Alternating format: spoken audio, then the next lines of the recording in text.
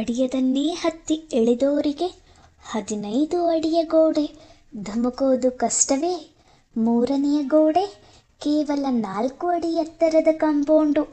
ನಾವದನ್ನು ಸಲೀಸಾಗಿ ಹತ್ತಿ ಇಳಿತಾ ಇದ್ರೆ ಎದುರುಗಡೆ ಉಡುಪಿಯ ರೂರಲ್ ಪೊಲೀಸ್ ಸ್ಟೇಷನ್ನಿನ ಸೆಂಟ್ರಿ ಡ್ಯೂಟಿಯ ಪೇದೆ ತಾನು ಕುಳಿತಿದ್ದ ಸ್ಟೂಲಿನ ಮೇಲೆ ತೂಕಡಿಕೆ ತಾಳಲಾಗದೆ ಜೋಲಿ ಹೊಡೆಯುತ್ತಿದ್ದ.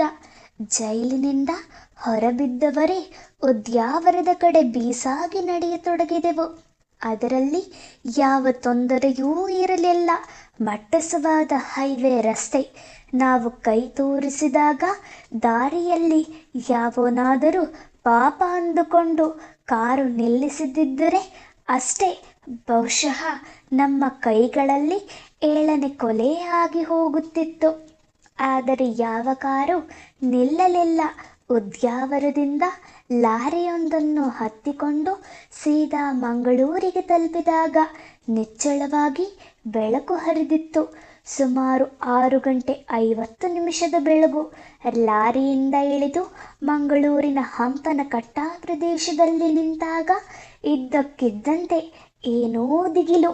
ಇಲ್ಲಿಂದಲೇ ಅಲ್ವೇ ನಾವು ನೀಲಯ್ಯ ದೇವಾಡಿಗನ ಕಾರು ಬುಕ್ ಮಾಡಿಕೊಂಡು ಒಯ್ದದ್ದು. ಮಂಜ ಆತಂಕದಿಂದ ಆಚೀಚೆಗೆ ನೋಡುತ್ತಿದ್ದ. ಅಲ್ಲೊಬ್ಬರು ಇಲ್ಲೊಬ್ಬರು ಟ್ಯಾಕ್ಸಿ ಡ್ರೈವರುಗಳು ಓಡಾಡುತ್ತಿದ್ದರು. ಕಾರುಗಳಿಗೆ ಬೆಳಗಿನ ಪೂಜೆಯಾಗುತ್ತಿತ್ತು. ಅಕಸ್ಮಾತ್ ಯಾರಾದರೂ ನಮ್ಮಿಬ್ಬರನ್ನು ಗುರುತು ಹಿಡಿದು ಬಿಟ್ಟರೆ ಎಂಬ ಆತಂಕ ಶುರುವಾಯಿತು. ಅಷ್ಟು ಹೊತ್ತಿಗಾಗಲೇ ನಮ್ಮೆಲ್ಲರ ಫೋಟೋಗಳು ಪತ್ರಿಕೆಗಳಲ್ಲಿ ಒಂದಲ್ಲ 10 ಬಾರಿ ಪ್ರಕಟವಾಗಿ ಬಿಟ್ಟಿದ್ದವು.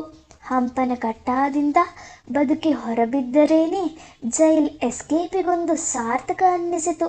ಅಷ್ಟರಲ್ಲೇ ಅಲ್ಲಿಗೆ ಬಂದ ಮಲ್ಲಪುರಂ ಬಸ್ ಹಿಡಿದು ಕಾಸರಗೋಡಿಗೆ 2 ಟಿಕೆಟ್ ತೆಗೆದುಕೊಂಡೆ. ದುಡ್ಡೆಲ್ಲೋ ಇತ್ತು.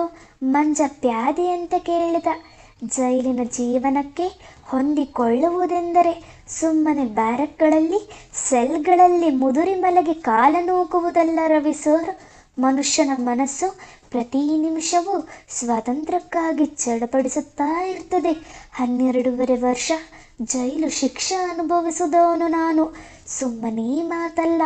100 ರೂಪಾಯಿ ನೋಟುಗಳನ್ನು ಸಣ್ಣಗೆ ಮಡಚಿ ನಾಲಗೆ ಕೆಳಗೆ ಇಟ್ಟುಕೊಂಡು ಭಗವಂತನಿಗೂ ಗೊತ್ತಾಗದ ಹಾಗೆ ಜೈಲಿನೊಳಕ್ಕೆ ಹೋಗೋದು ಹೇಗೆ ಅಂತ ಅರ್ಥ ಮಾಡಿಕೊಳ್ಳದೇ ಹೋದರೆ ಎಂಥ ಮಹಾತ್ಮ ಗಾಂಧಿನೂ ನಮ್ಮ ಜೈಲುಗಳಲ್ಲಿ ಉಪವಾಸ ಸತ್ತು ಹೋಗಿಬಿಡಬೇಕಾಗ್ತದೆ. ಗ್ರಾಮುಗಟ್ಟಲೆ ಗಾಂಜಾ ಖರೀದಿ ಮಾಡಿ ಪ್ಲಾಸ್ಟಿಕ್ ಕವರಿನೊಳಕ್ಕೆ ಹಾಕಿ ಕೊಳವೆ ಥರ ಮಾಡಿಕೊಂಡು ಅದನ್ನು ಇಡಿಯಾಗಿ ಗುದದ್ವಾರದೊಳಗೆ ತುರುಕಿಕೊಂಡು ಸಲೀಸಾಗಿ ನಡೀತಾ ಜೈಲಿನೊಳಕ್ಕೆ ಬರೋರಿದ್ದಾರೆ. ಅದನ್ನೆಲ್ಲ ಮುಂದಿನ ಅಧ್ಯಾಯಗಳಲ್ಲಿ ಹೇಳ್ತೇನೆ. ಕಾಸರಗೋಡಿನಲ್ಲಿ ಇಳಿಯೋ ಹೊತ್ತಿಗೆ ಇಬ್ಬರಿಗೂ ನಿದ್ದೆ ತೂಗೋಕೆ ಶುರುವಾಗಿತ್ತು. ಸತತವಾಗಿ 2 ದಿನದಿಂದ ನಿದ್ದೆ ಇರಲಿಲ್ಲ. ರಾತ್ರಿ ಇಡೀ ಗರಗಸ ಇಟ್ಟು ಕುಯ್ತಾ ಕೂತಿದ್ದ ಸುಸ್ತು ಬೇರೆ ಸೇರ್ಕೊಂಡಿತ್ತು.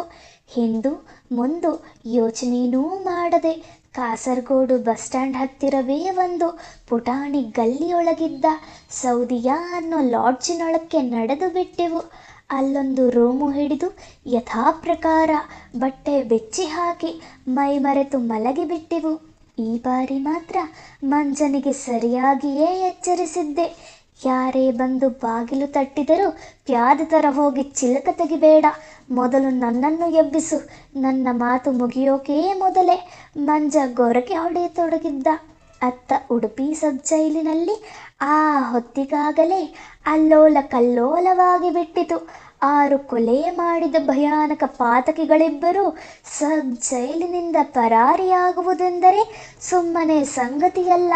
ಉಡುಪಿಯ ಸಬ್ ಇನ್ಸ್ಪೆಕ್ಟರ್ ಹರಿಶ್ಚಂದ್ರ ಜೈಲಿಗೆ ಬಂದವನೇ ಕೊಯ್ದ ಸರಳುಗಳನ್ನು ನೋಡಿ ಹೌಹಾರಿದ್ದ. ಪಕ್ಕದ ಸೆಲ್ನಲ್ಲಿದ್ದ ಶ್ರೀಧರ್ ನನಗೆ ಏನೇನೂ ಗೊತ್ತಿಲ್ಲವೆಂದು ಎಷ್ಟೇ ನಾಟಕವಾಡಿದರೂ ಅರ್ಧ ಕೊಯ್ದು ಇನ್ನರ್ಧ ಹಾಗೇ ಉಳಿದಿದ್ದ. ಅವನ ಸೆಲ್ನ ಸರಳು ಪೂರ್ತಿ ಕತೆ ಹೇಳಿತ್ತು. ಅದಕ್ಕಿಂತ ಮೊದಲೇ ತನ್ನ ಮೈಗೆ ಏಟು ಬೀಳಬಾರದೆನ್ನುವ ಹಂಬಲದಿಂದ ಗುರುಮೂರ್ತಿ ಎಲ್ಲವನ್ನೂ ಹೇಳಿಬಿಟ್ಟಿದ್ದ. ಆದರೆ ಪರಾರಿಯಾಗಿರುವ ನಾವು ಶ್ರೀಧರನನ್ನು ಸಂಧಿಸುವುದಕ್ಕಾಗಿ ಎಲ್ಲಿ ಕಾಯುತ್ತಿರುತ್ತೇವೆ ಎಂಬುವುದು ಗುರುಮೂರ್ತಿಗೂ ಗೊತ್ತಿರಲಿಲ್ಲ. ಶ್ರೀಧರನ ಬಾಯಿ ಬಿಡಿಸಲು ಹರಿಶ್ಚಂದ್ರ ಶೆಟ್ಟಿ ಸಾಕಷ್ಟು ಶ್ರಮ ಪಡಬೇಕಾಯಿತು. ಬಾಯಿ ಬಿಡದೇ ಇರಲು ಶ್ರೀಧರನು ನಾನಾ ಯಾತನೆಗಳನ್ನು ಅನುಭವಿಸಿದ್ದ.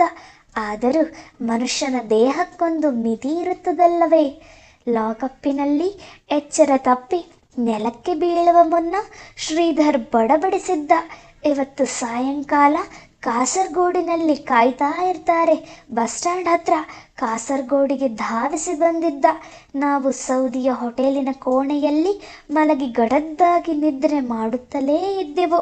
ಇಡೀ ಕಾಸರಗೋಡಿನ ಲಾಡ್ಜುಗಳನ್ನೆಲ್ಲ ಜಾಲಾಡಿದ ಹರಿಶ್ಚಂದ್ರ ಇನ್ನೇನು ನಾವು ಸಿಗಲಿಕ್ಕಿಲ್ಲ ಎಂದು ನಿರ್ಧರಿಸಿ ಬಸ್ ಸ್ಟ್ಯಾಂಡಿನ ಹತ್ತಿರವೇ ನಮ್ಮನ್ನು ಕಾಯೋಣ ಎಂದು ನಿರ್ಧರಿಸಿದ್ದನಂತೆ. ಜೀಪು ಬಸ್ ಸ್ಟ್ಯಾಂಡಿನೆಡೆಗೆ ಬರುತ್ತಿತ್ತು. ಪುಟಾಣಿ ಗಲ್ಲಿಯ ಕೊನೆಯಲ್ಲಿ ಚಿಕ್ಕದಾಗಿ ನೇತು ಹಾಕಿದ್ದ ಹೋಟೆಲ್ ಸೌದಿಯಾ ಎಂಬ ಬೋರ್ಡು ಜೀಪಿನ ಡ್ರೈವರ್ ಕಣ್ಣಿಗೆ ಕಾಣಿಸಿದೆ. ಕೊನೆಯ ಪ್ರಯತ್ನವೆಂಬಂತೆ ಇಬ್ಬರೂ ಲಾಡ್ಜಿನೊಳಕ್ಕೆ ನುಗ್ಗಿದ್ದಾರೆ.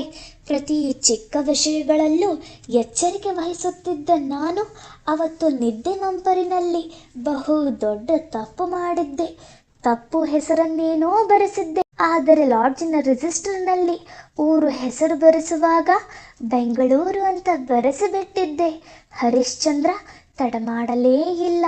ಅವನು ಸೌದಿಯ ಲಾಡ್ಜಿನ ಮೆಟ್ಟಿಲುಗಳನ್ನು ದಡದಡನೆ ಹತ್ತಿಕೊಂಡು ನಮ್ಮ ಕೋಣೆಯೆಡೆಗೆ ಬರುವುದಕ್ಕೂ ನಾನು ಮತ್ತು ಮಂಜ ಮಟ್ಟಸವಾಗಿ ಡ್ರೆಸ್ ಮಾಡಿಕೊಂಡು ಬಸ್ ನಿಲ್ದಾಣದಲ್ಲಿ ಶ್ರೀಧರನನ್ನು ಕಾಣಲೆಂದು ರೂಮಿನಿಂದ ಈಚೆಗೆ ಬರುವುದಕ್ಕೂ ಕರೆಕ್ಟಾಗಿ ಸರಿ ಹೋಯಿತು.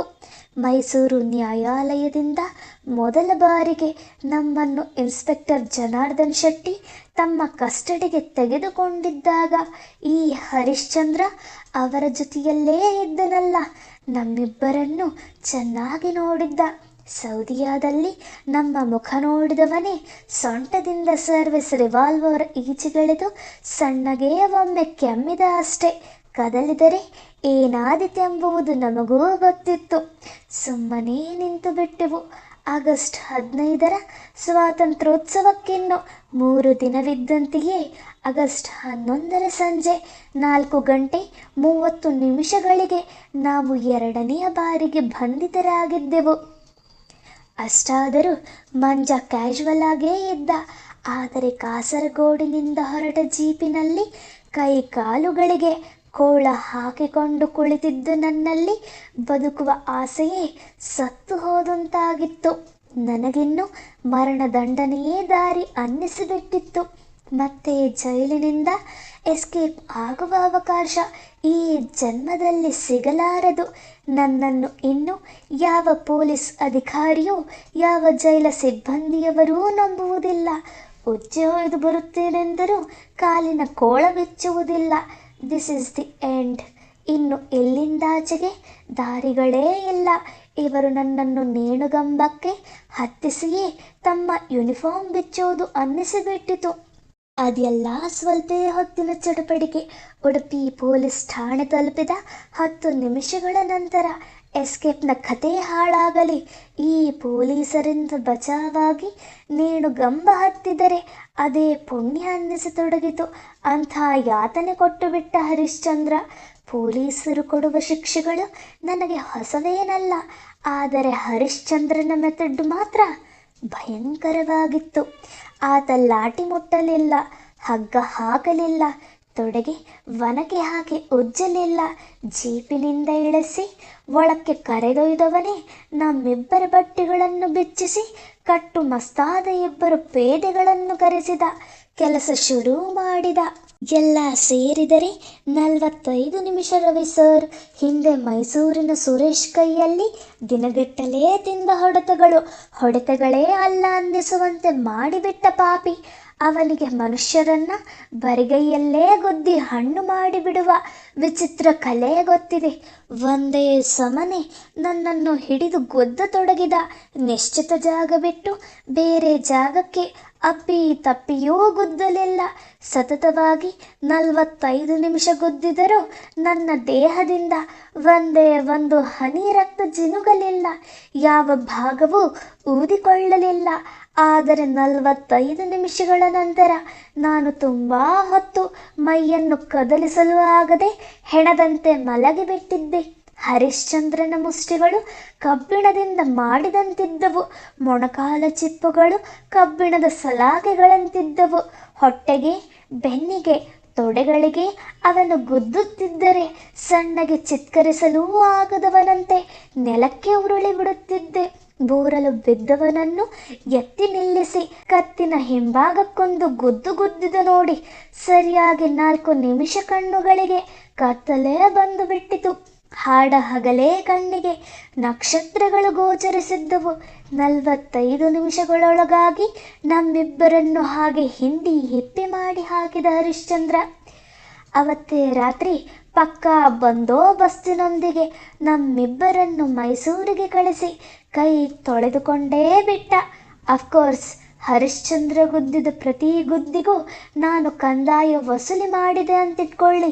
ಆದರೆ ಅದಕ್ಕಾಗಿ ನಾನು ತುಂಬ ದಿನ ಕಾಯಬೇಕಾಗಿ ಬಂತು.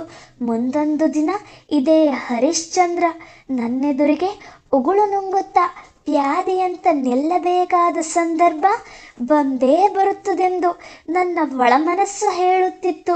ಅವನು ಮಾಡಿ ಕಳುಹಿಸಿದ ಬಂದೋಬಸ್ತಾದರೂ ಎಂಥದ್ದು ಸರ್? ಬಸ್ ಇಳಿದು ಉಚ್ಚೆ ಹೊಯ್ಯಬೇಕೆಂದರೂ 14 ಜನ ಪೊಲೀಸರು ಬಂದೂಕಿನ ನಳಿಕೆಗೆ ಗುಂಡು ತುಂಬಿಕೊಂಡೇ ನಮ್ಮ ಸುತ್ತು ನಿಲ್ಲುತ್ತಿದ್ದರು. ಉಡುಪಿಯಿಂದ ಮೈಸೂರಿನ ತನಕ ಪ್ರತಿ ಬಸ್ ನಿಲ್ದಾಣಕ್ಕೂ ಆಯಾ ಊರಿನ ಪೊಲೀಸರು ಬಂದು ನಾವು ಬಸ್ಸಿನಲ್ಲೇ ಇದ್ದೇವೆಂಬುದನ್ನು ಖಾತರಿಪಡಿಸಿಕೊಳ್ಳುತ್ತಿದ್ದರು. ಬಸ್ಸು ಎಲ್ಲಿಂದ ಎಲ್ಲಿಗೆ ಹೊರಟಿತು ಎಂಬ ಮಾಹಿತಿ ಊರಿಂದೂರಿಗೆ ವೈರ್ಲೆಸ್ ಸೆಟ್ಗಳಲ್ಲಿ ಪಾಸ್ ಆನ್ ಆಗುತ್ತಿತ್ತು.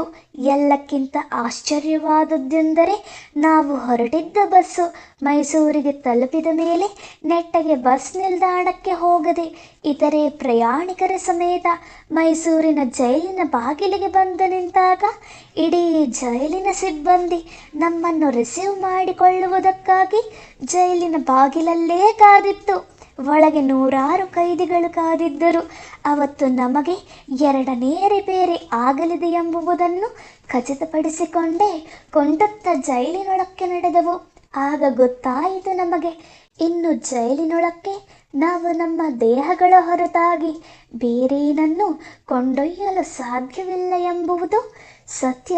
ಚಿಕ್ಕ ಗೇಟಿನೊಳಗಿನಿಂದ ಬಂದಿ ಖಾನೆಯೊಳಕ್ಕೆ ಹೋದವರಿಬ್ಬರನ್ನು ಜೈಲು ಪೊಲೀಸರು ವಿವಸ್ತ್ರಗೊಳಿಸಿದರು. ಅದು ಏನು, ಚಿಕ್ಕದೊಂದು ಕಾಚ ಕೂಡ ಬಿಡದೆ ಬರೀ ಮೈಯಲ್ಲಿ ನಿಲ್ಲಿಸಿದರು. ದೇಹದ ಸಂಧಿ ಗೊಂದಿಗಳನ್ನೆಲ್ಲ ತಡಕಿದರು. ಏನ್ರೋ ಜೈಲಿಂದ ಎಸ್ಕೇಪ್ ಆಗ್ತೀರಾ ಎಂದು ಅಬ್ಬರಿಸಿದರು. ಅಷ್ಟರಲ್ಲಿ ಜೈಲು ಪೇದೆಯೊಬ್ಬ ಕೈಗೆ ಲಾಠಿ ಎತ್ತಿಕೊಂಡ. ಮಂಜಿನ ಕಣ್ಣುಗಳಲ್ಲಿ ನೇಣುಗಂಬದ ಚಿತ್ರವೇ ಮೂಡಿದಂತಾಗಿತ್ತು. ಇಂತಹ ಸಂದರ್ಭಗಳಲ್ಲಿ ಜೈಲಿನವರು ತಪ್ಪಿಸಿಕೊಳ್ಳಲು ಯತ್ನಿಸಿದ ಕೈದಿಗಳನ್ನು ಭಯಾನಕವಾಗಿ ಪನಿಷ್ ಮಾಡುತ್ತಾರೆ. ಪೊಲೀಸರಿಗೆ ಆರೋಪಿಗಳನ್ನು ಹೇಗೆ ಶಿಕ್ಷಿಸಬೇಕೆಂಬ ಬಗ್ಗೆ ತರಬೇತಿಯಾದರೂ ಆಗಿರುತ್ತದೆ. ಎಷ್ಟೇ ಬಡಿದರೂ ಪ್ರಾಣಕ್ಕೆ ಅಪಾಯವಾಗದಂತೆ ಬಡಿಯುತ್ತಾರೆ. ಜೈಲು ಸಿಬ್ಬಂದಿಯವರಿಗೆ ಅದ್ಯಾವುದೂ ಇಲ್ಲ. ತಪ್ಪಿಸಿಕೊಳ್ಳಲು ಯತ್ನಿಸಿದ ಕೈದಿಯನ್ನು ಮಧ್ಯಕ್ಕೆ ಕೆಡವಿಕೊಂಡು ಸುಮಾರು 10 ಜನ ಸುತ್ತಲೂ ನಿಂತು ಲಾಠಿಗಳಿಂದ ದನಕ್ಕೆ ಬಡಿದ ಹಾಗೆ ಎಲ್ಲೆಂದರಲ್ಲಿ ಹೊಡೆದು ಬಿಡುತ್ತಾರೆ. ಎಷ್ಟೋ ಬಾರಿ ಕೈಕಾಲು ಮುರಿದು ಹಾಕುತ್ತಾರೆ. ತಲೆ ಬುರುಡಿ ಬಿಚ್ಚಿಕೊಳ್ಳುತ್ತದೆ. ಅಂಥ ಅನಾಹುತಗಳಾದಾಗ ಪೂರ್ತಿ ಗಾಯಮಾಯುವ ತನಕ ಸೆಲ್ಗಳಿಂದ ಕೈದಿಯನ್ನು ಈಚೆಗೆ ಬಿಡುವುದೇ ಇಲ್ಲ. ಕೈದಿಗೆ ಅನಾರೋಗ್ಯವಾಗಿದೆ ಎಂಬ ಚಿಕ್ಕ ನೆವ ಹೇಳಿ ಜೈಲ್ ಡಾಕ್ಟರ್ನ ಸರ್ಟಿಫಿಕೇಟು ಬರೆಯಿಸಿ ನ್ಯಾಯಾಲಯಕ್ಕೆ ಕಳಿಸಿಬಿಡುತ್ತಾರೆ. ಗಾಯ ವಾಸಿಯಾದ ಮೇಲೆ ಯಾವ ನ್ಯಾಯಾಲಯ ತಾನೇ ಏನು ಮಾಡಲು ಸಾಧ್ಯ? ಪೇದೆಯೊಬ್ಬ ಮೈಸೂರು ಜೈಲಿನಲ್ಲಿ ಲಾಠಿ ಕೈಗೆತ್ತಿಕೊಂಡ ಕೂಡಲೇ ನನ್ನ ಕತೆ ಮುಗಿದೇ ಹೋಯಿತೆಂದುಕೊಂಡೆ. ಅಷ್ಟರಲ್ಲಿ ಅಲ್ಲಿದ್ದ ಚೀಫ್ ವಾರ್ಡರ್ ನರಸಿಂಹಯ್ಯ ಎಂಬಾತನಿಗೆ ಅದೇನೋ ಕರುಣೆ ಬಂತು. ಏ ಹೊಡಿಬೇಡ್ರಿ, ಇವರಿಬ್ಬರಿಗೂ ದಂಡ ಬೇಡಿ ಹಾಕ್ರಿ ಅಂದುಬಿಟ್ಟ. ಸದ್ಯ ಉಳಿಯಿತು ಜೀವ ಅಂದುಕೊಂಡೆ. ಎರಡೂ ಕಾಲುಗಳಿಗೆ ದಂಡ ಬೇಡಿ ಹಾಕಿ ನಮ್ಮಿಬ್ಬರನ್ನು ಮೈಸೂರು ಜೈಲಿನ 1 ಮತ್ತು 2ನೇ ನಂಬರಿನ ಸೆಲ್ಗಳಿಗೆ ಕಳಿಸಿದರು. ಹಾಗೆ ಕಳಿಸಿದ ಸ್ವಲ್ಪ ಹೊತ್ತಿನಲ್ಲೇ ಅರ್ಥವಾಯಿತು. ಜೈಲ್ ಪೊಲೀಸರು ನಮ್ಮನ್ನು ಹಿಗ್ಗಾಮೊಗ್ಗ ಹೊಡೆದು ಕೆಡವಿದ್ದರೇನೆ ಸುಖವಿತ್ತು. ಈ ದಂಡಬೇಡಿ ಯಾವ ಶತ್ರುವಿಗೂ ಬೇಡ. ಮನುಷ್ಯರು ಅನುಭವಿಸಬಹುದಾದ ಶಿಕ್ಷೆಯೇ ಅಲ್ಲ ಸರ್ ಅದು.